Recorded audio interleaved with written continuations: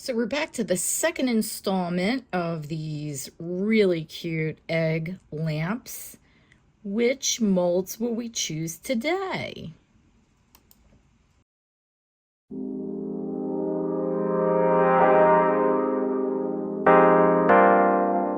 We're going to start out with the egg that looks like it has stripes in it and a little heart. And I bought these really bright, colorful, they're actually nail powders, nail pigments that you put on fingernails to make them chrome, I believe. And it was in a set of, like, I don't know, six, and it was just calling my name because they're so bright and pretty. And so I decided to go ahead and paint each of these with these really bright colors and alternate the stripes and what they're supposed, the different colors. So this is kind of fun, very easy. This would be if you're sort of a beginner and you want to start getting into maybe utilizing some pigments. Now, this can be done in chrome powders, it can be done in regular mica powders if you're not crazy about shiny things and things that, are kind of a little more, I don't know, not colorful, but shiny and pigmented. If you just want regular color, you can use regular mica powder in your choice. So this project, this lamp or egg lamp, really loans itself to a bunch of different ways to change it up some. And I went ahead and sped this up because, how much painting on can you possibly see me do? But you get the gist. I'm using a brush that actually came in the Let's Resin kit for their different chrome powders. So also, if you want me to give you a link to the powders and things that I use, please just drop a comment in the comment section, and I'll be more than happy to look that up for you. Right now, I'm cleaning off the sort of over paintage of the whole thing because I'm going into with these stripes, they are indented in the mold. So I went in there, and then I want to try and make it so that the powder does not rest on any of the outer part of these stripes that actually stick up. So I had to get the brush down into that indentation that's in the mold, because that is what's going to stick out as a stripe, and then these parts that stick up are going to not even show up. They're going to be sort of a hole in the or slots in the mold. So yeah, that's what's going on there. And that's what I'm cleaning up now. I'm just taking some of these buds that I have that I think I bought probably either Amazon, Temu, I'm not really sure, but they work. They're a little thicker than a regular cotton swab. So so these work really, really well. And I'm just taking a little bit of alcohol and cleaning that up.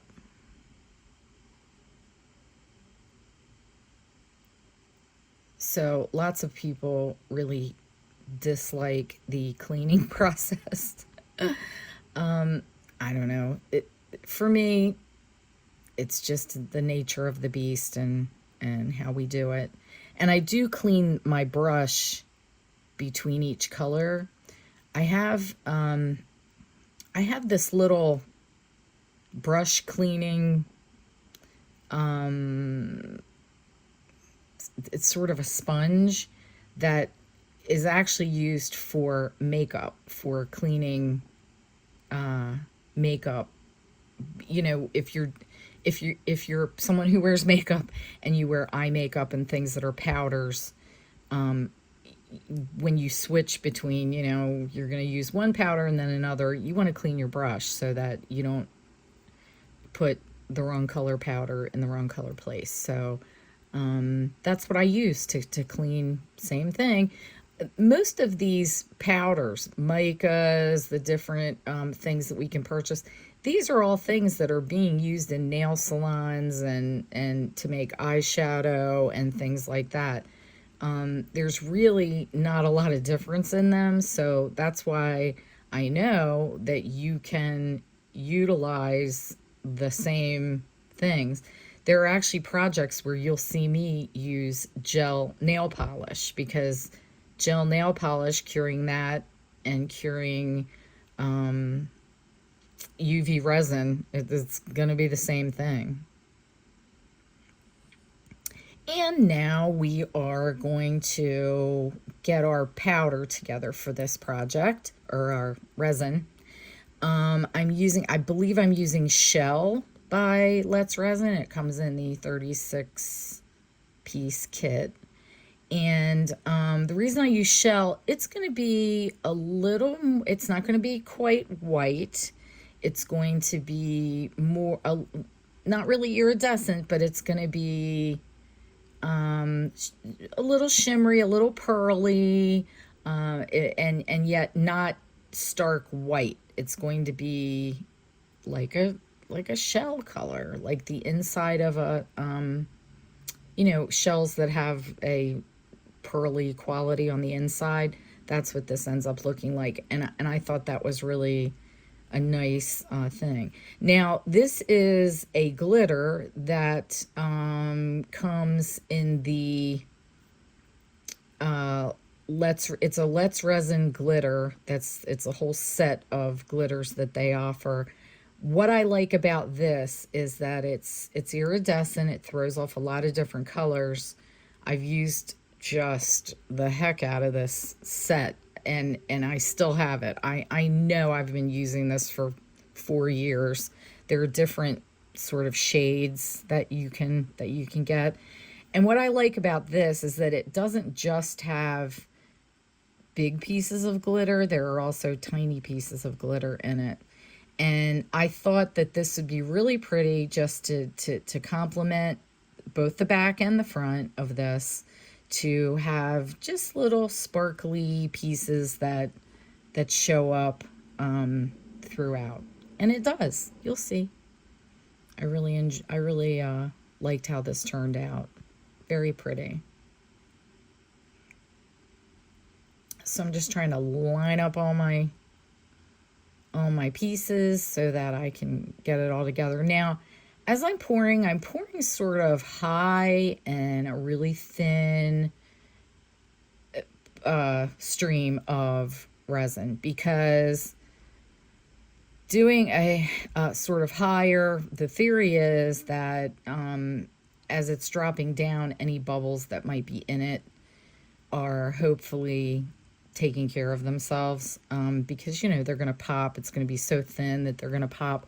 Anytime that you stir glitter into any resin, it's going to give you a little bit of a, I don't want to say an issue. It's not going to be an issue, but it's going to, there's likelihood that you've stirred some new bubbles in there. I did put this mixture into my bubble remover, my Let's Resin bubble remover, before I put the colorant in. So, you know, there's a possibility. So I am going around the edge with a eyeliner tool. It's very thin, not quite as thin as a toothpick, but it's probably the next thing up from a toothpick, but it's also protected with a cottony surface. So I'm hoping not to scratch my mold. I probably won't with this little tool, because you can scratch these molds. I mean, everybody, you know, thinks silicone, it is very durable, and, you know, resin doesn't stick to it, but you can scratch your mold, so I encourage you to be careful about that. And here it is cured.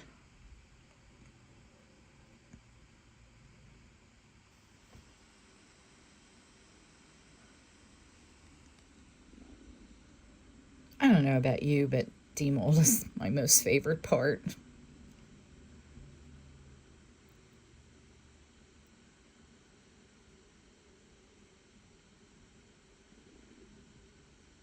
See that just hint of the glitter? It's not super sparkly. It's kind of a hint of some fun little dots of color that I think really, really complements this. And that shell color, so pretty. And this is the kind of iridescent glitter that, depending on which way the light is shining on your project, that's what you end up seeing. And you'll see what I mean by when I demold this. You'll see the slot, the slots. They're open slots, so you can see into the back of the project. You'll see what I mean.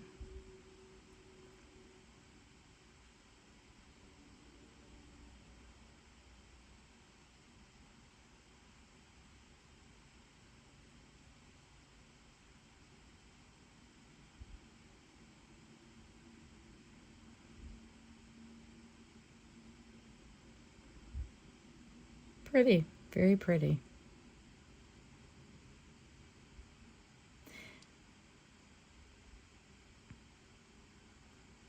So I am going to work on putting that together. I'm going to put lights in it just like I did in the previous project. It was show 004. And I'm going to put lights in it and put it all together.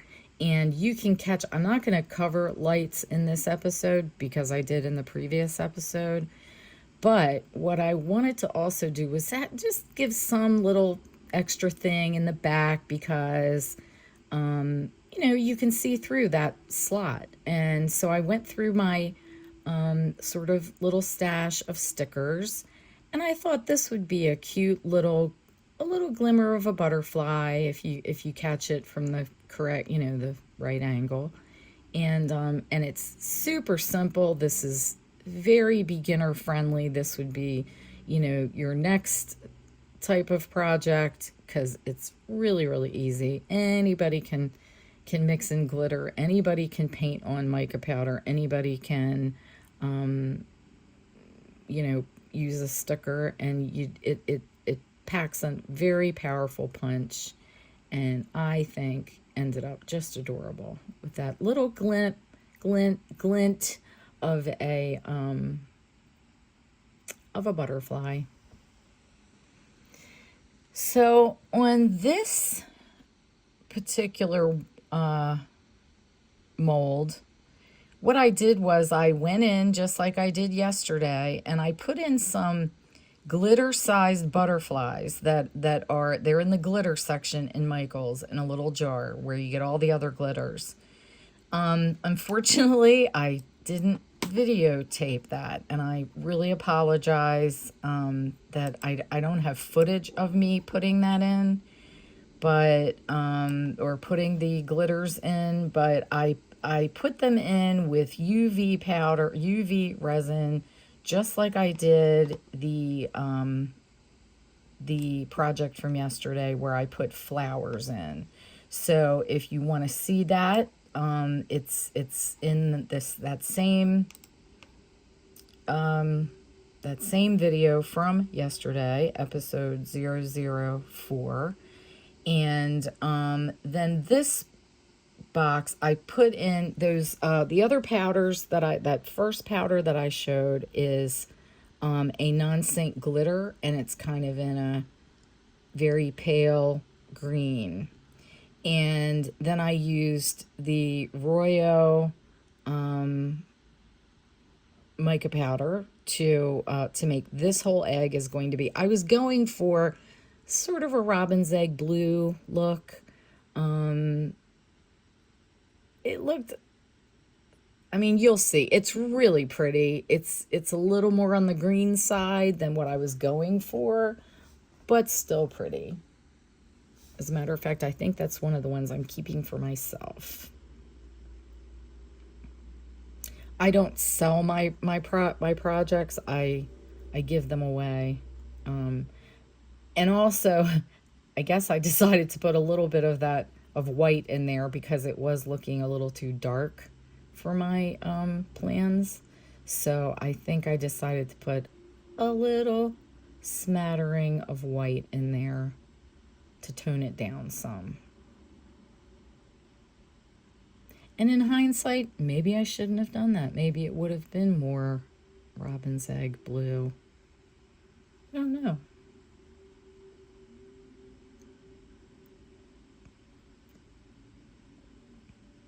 I just absolutely love putting the colors in and mixing them and everything. That's fun. And now we're pouring. This particular mold has butterfly cutouts in it. So I'm going high again because I did do the debubbling, but then I mixed in the mica powder.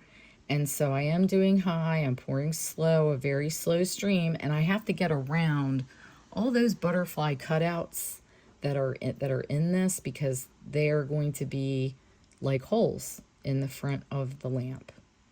So, I'm trying to be sort of strategic, and it's not like it. They're even though they are holes, they're covered on the back of this, on the mold part of it. So it's not like I could really make a mistake. But I also didn't want to pour too deep because if I had poured too deep and the resin would come up over those cutouts, there would be some cleanup to do. Now, I did end up having cleanup. I guess I'll spoil everything, but it's not a big deal. Doing cleanup is part of resin. So, I don't know anybody that pours perfectly every single time. But, you know, I can say we can aim for it, so it's less work to do. But, again, see how high I'm pouring? Because I'm really, really, really just trying to reduce the chance of bubbles. I think all of us have our own methods to try and do that.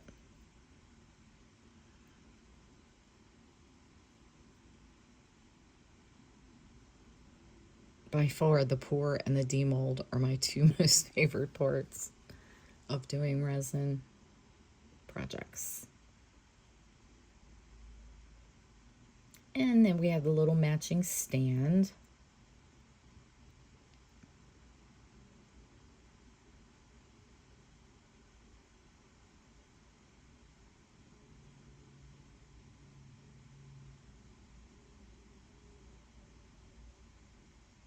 So again, I did do embellishing with some little tiny glitter butterflies that will show up on the front of this. I didn't want to just repeat steps that I did because the steps are in the video from yesterday. But this is the second part in a little series of these butterfly lamps because I wanted to show lots of different techniques, lots of different ways for people, no matter what your skill level is or what you feel confident enough to do at this point.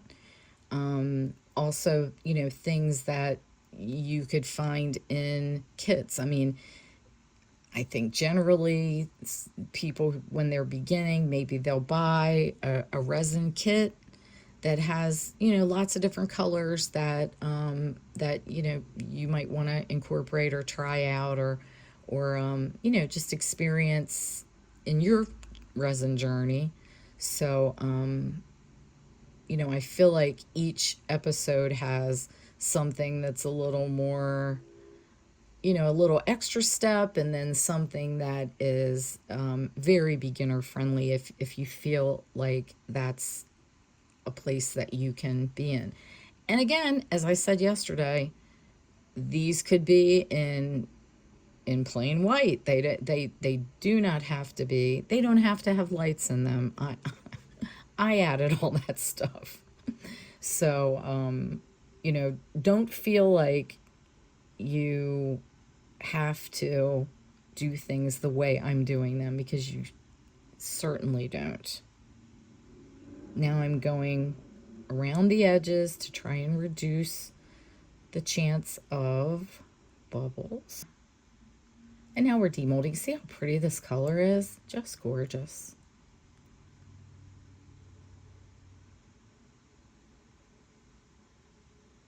This is our back. And these turned out really well, I think. The molds themselves are not the shiniest molds I've ever seen in my life. They're sort of semi-shiny. They're not terribly shiny.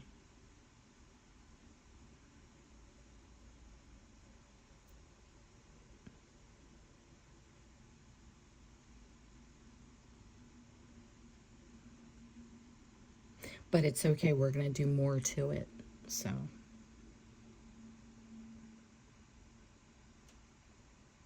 the bases in these all came out really clean, really straight. I don't have any problem with any of them. Balancing the egg on there, I glue them on either with E6000 or Gorilla Glue. And here's our front. So you can see the little butterflies, they just sort of glimmer. And there is some cleanup that I have to do. I think I did keep in the cutting of the, and you'll be able to see it in a second better on the screen. Using these little clippers is a surefire way to take off some overpour that you have. And these, I was just being careful because it's around the butterflies that are, the cutouts. And so I just didn't want to disturb them. The only parts that are a little more fragile are the parts that stick out between the wings. But that really was, it ended up being no problem. And if you have a little teeny tiny pair of scissors or little clippers like this, it was easy.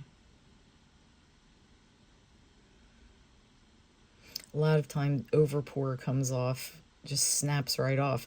And especially the edge that I'm going to cut right now, if I had waited maybe a day to let that completely harden, just so all of you know, when something is cured, it's not absolutely cured for a few days. But in order for it to be hard enough for you to take it out of the mold, that's all fine, and I won't get fingerprints or bend it, or it's not bendable, but it's not cured. So once it's completely cured, that other overpour, it literally will snap off. It's not hard to do. So there you can see how nicely it will come together once I get the lights in there and get the glue. And if you're coming in the middle, I did lights in yesterday's episode. I just didn't want to waste all of your time and do more. So you can go back to that episode 004 and see that, how I did that, how I added the lights. But this one, I decided I had these little plastic flowers, and I just kind of decided, oh, there's my Gorilla Glue. I just decided that I was going to maybe lay some flowers in there, give some more color to the inside. And I also had some little pearls that are, they don't have holes. They're not for beads. They're for specifically embellishing things, I guess. So I went ahead and decorated the inside of this with little flowers and pearls. And I think it gave really cute, springy look that, you know, adds just a little detail, something extra, something unexpected that I think it's cute. I think spring is just all about color, all about color.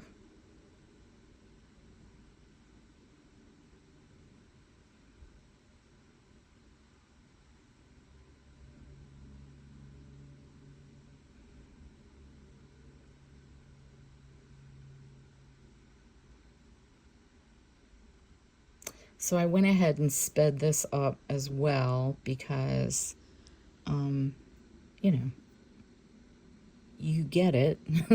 But I just wanted you to see the whole process.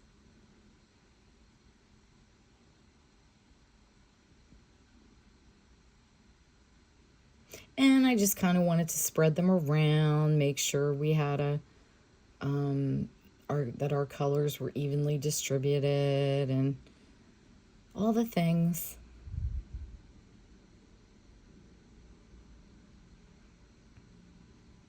I really hope that you're all enjoying this journey into these little egg lamps. I think that they are just adorable.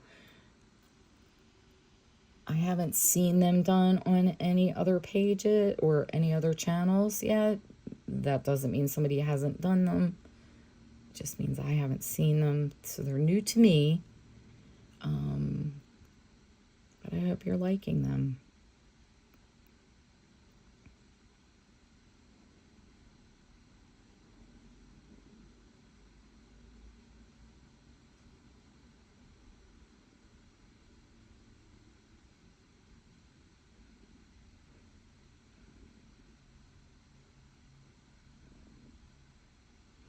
So I'm getting ready to finish this egg. And again, you're going to see both of the eggs in the show closing. And please like and subscribe if you haven't done so yet. And I hope to see you next time. Take care, everyone.